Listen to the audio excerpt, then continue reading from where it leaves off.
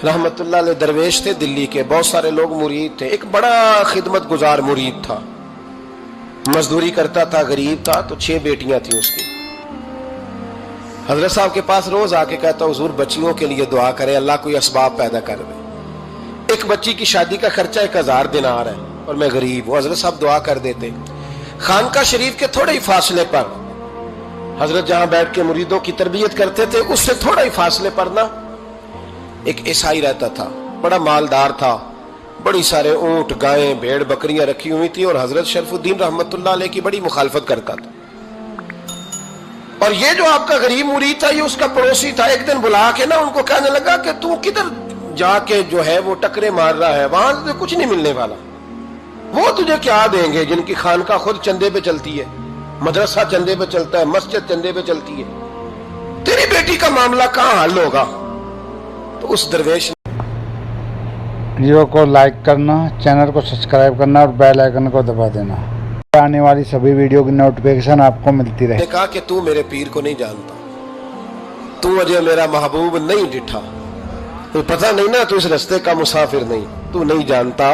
उनका बस चले ना तो वो हर कीमत में मेरी बेटियों की शादी करा दे।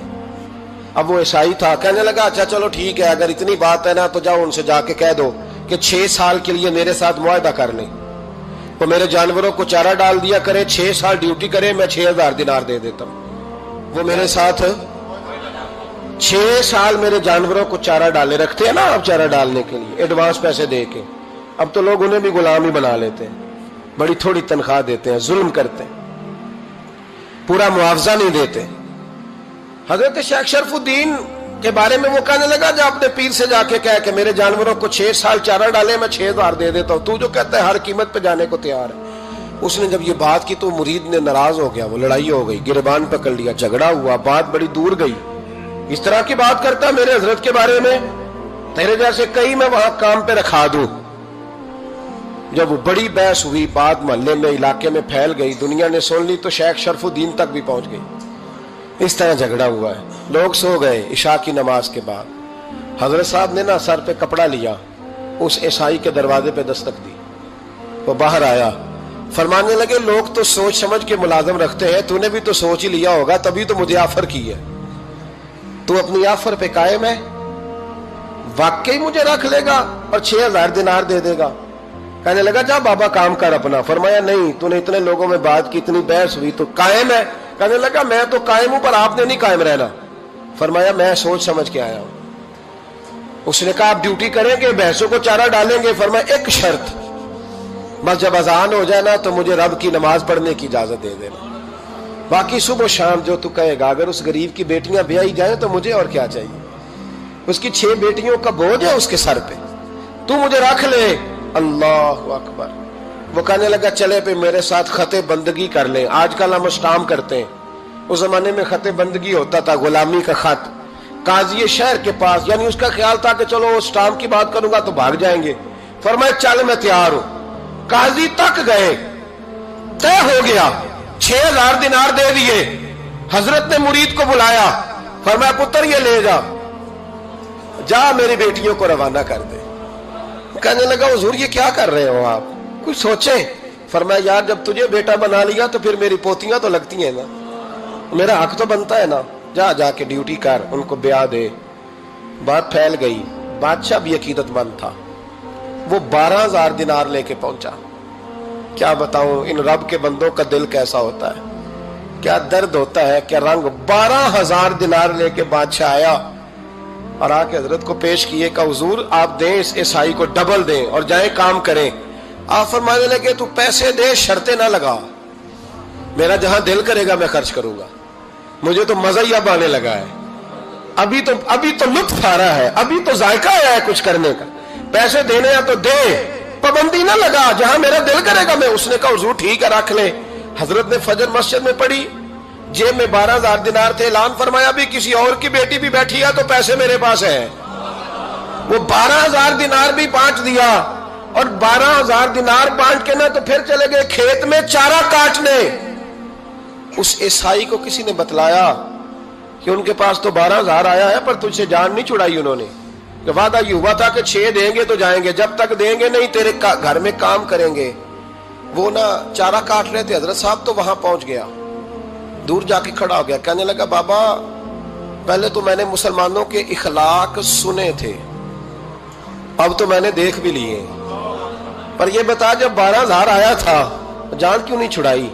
تو حضرت چارہ کاٹتے کاٹتے رو پڑے, فرمانے لگے تو نہیں نہ جانتا یہ بیٹیاں سانجی ہوتی ہیں, پتہ نہیں نا, میرے رسول پاک نے تو حاتم تائی کی بیٹی کے سر پہ کپڑا رکھ کے کہا تھا بیٹیاں برابر ہوتی ہیں, تو یہ نہیں پتا جب اس کی 6 بیٹیوں کی شادی ہوئی ہے میرے اندر روحانیت کتنی بڑی ہے.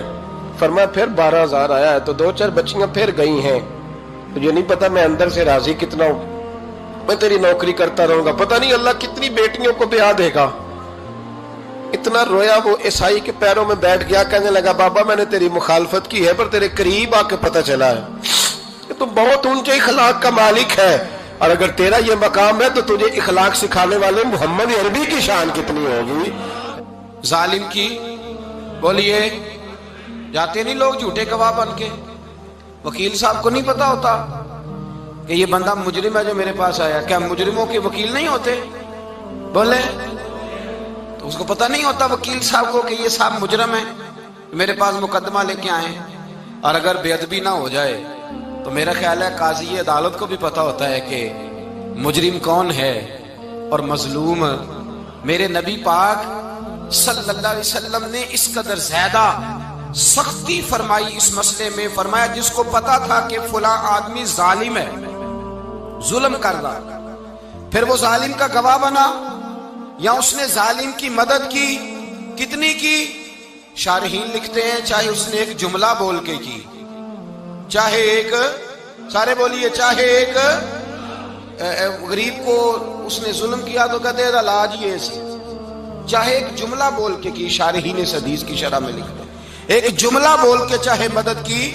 جس بندے نے کسی ظالم کی مدد کی کسی مقدمے میں یا کسی صورت میں, اور اسے پتا تھا یہ ظالم ہے, میرے نبی پاک صلی اللہ تعالی علیہ وسلم فرماتے ہیں اگر اس نے مدد کی, ابھی ظالم کی بات نہیں ہو رہی, ظالم کے مددگار کی بات ہو رہی, اگر کسی نے ظالم کی مدد کی تو حضور فرماتے ہیں خدا بھی اس سے بری و ذمہ ہے, رسول بھی اس سے بری و ذمہ ہے.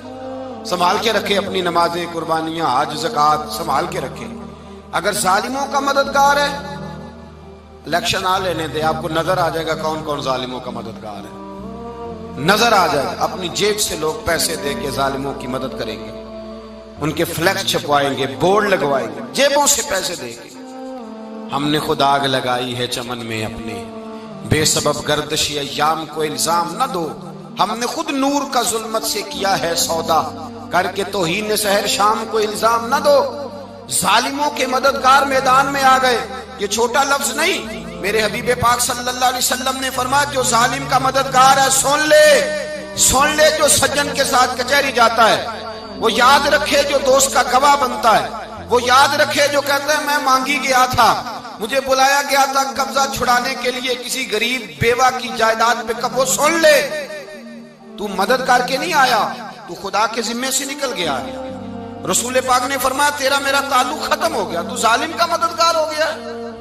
پھر تو کہتا میں بے چین ہوں, میں بے قرار ہوں, میں آزمائش کا شکار ہوں. پلٹ کے دیکھ تو صحیح تیرا گناہ کتنا بڑا ہے. میرے نبی پاک صلی اللہ علیہ وسلم کا ایک اور فرمان سن لیں, ابن ماجہ ابو داؤد میں موجود ہے. اس حدیث کو آپ نے یاد کر لینا ہے, کر لیں گے انشاءاللہ, سارے کہیے انشاءاللہ کر لیں گے یاد. حضور صلی اللہ علیہ وسلم نے فرمایا اگر تو ظالم کی مدد کرے گا نا, یہ لفظ دل کی تختی پہ لکھ لینا, یہ مکافات عمل ہے, مکافات عمل دنیا, ادھر کرو گے تو ادھر بھرو گے. فرمایا اگر تو کسی ظالم کی مدد کرے گا, سن لے حضور کا فرمان ہے, اگر تو ابن ماجہ ابو داؤد سیاہ میں موجود ہے, فرمایا اگر تو کسی ظالم کی مدد کرے گا تو رب تعالیٰ مرنے سے پہلے تیرے اوپر بھی ظالم کو مسلط کر دے گا. تیرے اوپر بھی ایک دفعہ ظلم ضرور ہوگا اگر تو ظالم کی, وہ کسی صورت میں بھی ہو سکتا ہے, کسی صورت میں بھی تیرا بیٹا ہی اٹھ کے ظلم کر دے گا, تو الجھ جائے گا, کسی نہ کسی جگہ تیرے لیے تباہی کا سامان ہوگا, تیرے اوپر ظلم ہوگا, اس لیے کہ تو ظالموں کا مددگار ہے. چاہیے یہ تھا کہ تو مظلوم کی مدد کرتا, انسانی ایمانی یقین کا فریضہ سر انجام دیتا, تو ظالموں کا مددگار ہو گیا. ٹٹول کے دیکھ لیں، رزلٹ نکال کے دیکھ لیں، ہمارے زمانے میں ظالموں کے مددگار زیادہ ہیں۔ اتنی لمبی زبانیں نکال کے ظالموں کی مدد کرتے ہیں۔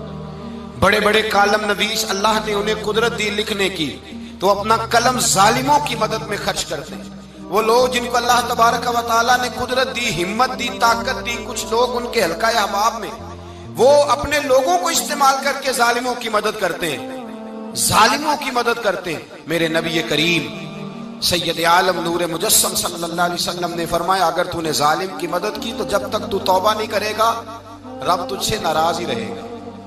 اللہ تجھ سے، او بھائی جس سے رب بھی ناراض ہو گیا، نہ کھانا نہ پینا نہ سونا نہ جاگنا نہ نیند، پھر تیری ہر چیز تیرے لیے آزمائش ہو جائے گی، پھر تیرا سایہ بھی تیرے لیے خوف کا سامان بنے گا، پھر زندگی جیتی جاگتی لاش بن جائے گی، تو اپنے کندھوں پر اپنی میت اٹھائے پھرے گا جب تو ظالم کا مددگار ہوگا۔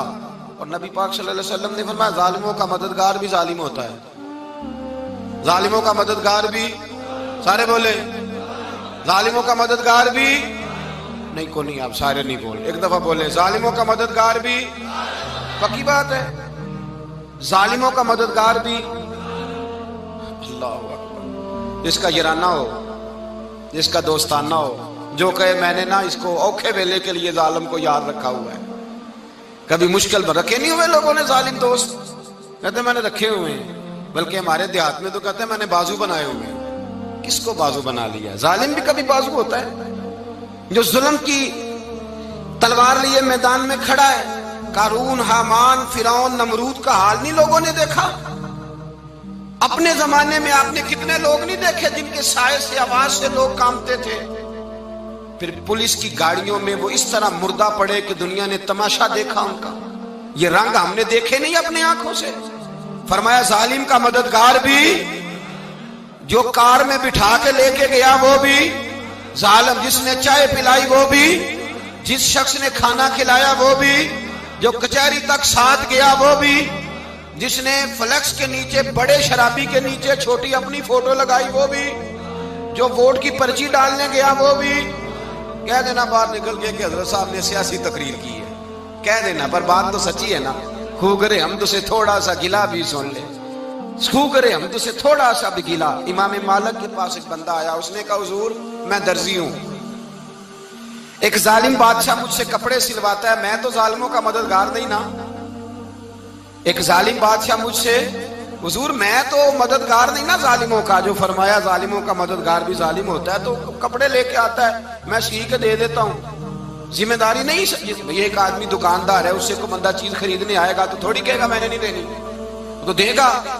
کوئی بندہ اگر کسی شخص سے کوئی کام کہتا ہے جو اس کی فیلڈ ہے، اس کا شعبہ ہے، اس کا معاش کا وہ سلسلہ ہے، کہتے ہیں یا رسول اللہ صلی اللہ علیہ وسلم ظالموں کا مددگار بھی ظالم، حضور نے فرما دیا۔ تو امام مالک سے بندے نے مسئلہ پوچھا، دل کی تختی پہ لکھنے والی باتیں ہیں، کہا حضور میں درزی ہوں، ظالم کپڑے سلواتے ہیں، میں تو مددگار نہیں نا۔ امام صاحب کہنے لگے نہیں، مددگار تو وہ ہوگا جو تجھے سوئی دھاگا فراہم کرے گا، تو پورے کپڑے سی کے دیتا ہے، تو خود بہت بڑا ظالم ہے، تو پورے سوٹ سی کے دیتا ہے، تو بہت بڑا ظالم خود ہے۔ مددگار تو وہ ہوگا جو تجھے دھاگا دے گا، جو تجھے بٹن دے گا، جو تجھے نلکی دے گا۔ جو ظالم سے اتنی نفرت، ظلم کر کے بندہ آئے، یہاں تو ہمارے زمانے میں ہیرو بن جاتے ہیں لوگ، ظالم ہیرو ہے، لوگ اس سے ڈرتے پھرتے ہیں، گھومتے پھرتے ہیں، اور بہت سارے کم مزاج لوگ اس کے پیچھے ہاتھ باندھ کے پھرتے ہیں۔ ظالموں کی مدد کرنا، ظالموں کے ساتھ رہنا، یہ ظلم ہے، ظلم، یہ زیادتی ہے۔ میرے نبی پاک صلی اللہ تعالی علیہ وآلہ وسلم نے ارشاد فرمایا، یاد رکھو رب فرماتا ہے میں مظلوم کی مدد ضرور کروں گا، چاہے جلدی کروں چاہے دیر سے کروں، میں مظلوم کی مدد۔ اور حضور صلی اللہ علیہ وسلم نے فرمایا ہے، حضرت معاذ بن جبل کہتے ہیں حضور نے مجھے یمن کا گورنر بنایا، جب میں جانے لگا نا تو حضور نے بڑی نصیحتیں کی، بخاری میں موجود ہے، فرماتے ہیں جب میں پلٹنے لگا تو میرے رسول نے فرمایا معاذ ایک منٹ ٹھہر جا، ایک بات میری یاد رکھنا، اس کو نہ بھولنا۔ کہا حضور کیا؟ فرمایا دیکھنا کسی پہ ظلم نہ کر بیٹھنا، کہیں تجھ سے زیادتی نہ ہو جائے۔ محبوبہ پھر حضور نے فرمایا سن میرے معاذ، میں تجھے گورنر بنا رہا ہوں، زیادتی نہ کر بیٹھنا۔ یا رسول اللہ صلی اللہ علیہ وسلم کیا ہوتا ہے؟ تو میرے کریم نے فرمایا جب مظلوم دعا کے لیے ہاتھ اٹھاتا ہے تو عرش کا مالک کہتا ہے فرشتوں پیچھے ہٹ جاؤ. عرش کا مالک کہتا ہے فرشتوں پیچھے ہٹ جاؤ.